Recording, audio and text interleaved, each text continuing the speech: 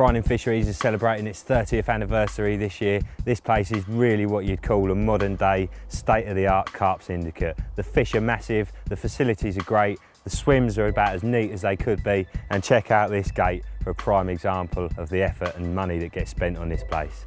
Adam Penning's been involved with the syndicate this season. He's actually here at the moment, he's got his rods out, so we're going to go and catch up with him, find out a little bit more about the place, the work that's been done, and hopefully get a few tips too. If you asked the Fryerning members how they would best describe their syndicate, then the word you'd probably hear most is awesome. 2014 sees Fryening's 30th anniversary, and it shows. Some of the members here have been fishing the complex for almost 2 decades, and they keep coming back year after year. Such is the continual development of not just the stock, but also the syndicate as a whole. With over 100 30s, 10 40s, and at the time of filming a 53 to go at, there's enough carp here to keep any angler happy, and PBs are smashed time and time again. You never quite know what you're going to get, but you can bet you'll be in for one hell of a ride.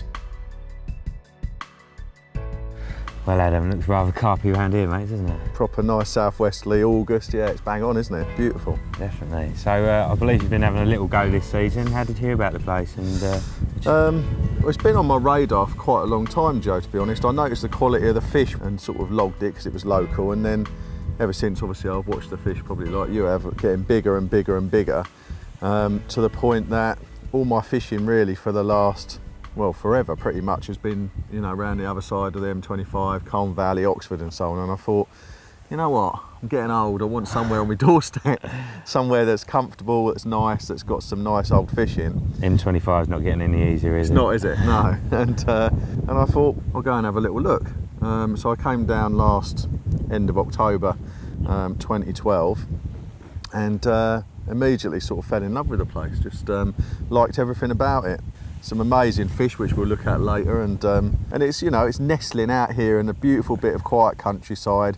There's no light pollution, noise pollution or anything like that.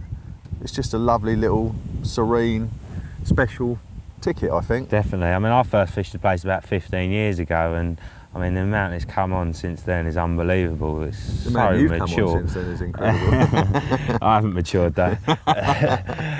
You know, but obviously Chris has spent so much money on different plants and shrubs and trees and flowers and all sorts. You know, you look across the far bank from the lodge room and you just see all these purples. You know, yeah.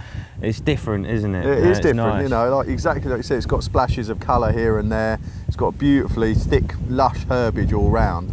And obviously had a little go on here myself and had a little taster of some of the fish that are in here, and there was just some really unique looking fish as well, aren't there? Definitely. It's one of those lakes that's kind of like a, well, it's like a box of chocolates, isn't it?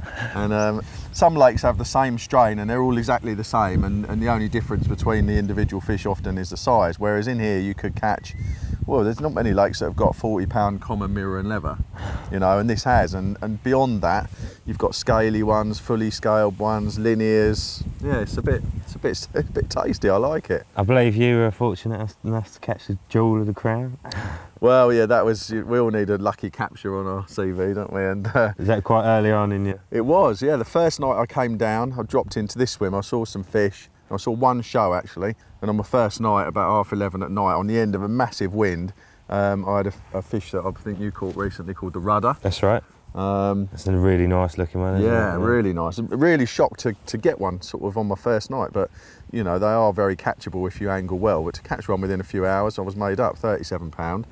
And then I went home and I came back and did my second night, and after I did my second night that day, I fished where I'd seen some fish showing further out, and caught the germ at 47.4, which actually is an amazing looking fish, isn't it? It's a bit like the Northern Linear out of Manor, that sort of ilk. And big old chunky fella. Yeah, proper unit. And that's been 50 pound as well. Has been 50 pound, Joe, yeah. I'm sure it will be again. I think, yeah, he's going back up there at the moment. That was a new UK PB for me. And it sort of sealed the deal. So I bought my ticket there and then, and since then, like you, I haven't done an awful lot because we've both got busy lives and other things to get on with. But this is my little bolt hole, you know. Well, you used it as a bolt hole last week, didn't you? What did you have? Definitely, yeah, the 26, a 35 and a 41. Right, fantastic. Well, there's some great fish in here, loads of great swims, amazing facilities that are coming on. So should we go around and give the guys a little guided tour of the best syndicate around? Definitely, there's some great swims with loads of water, isn't there? Let's go and have a little look. Brilliant.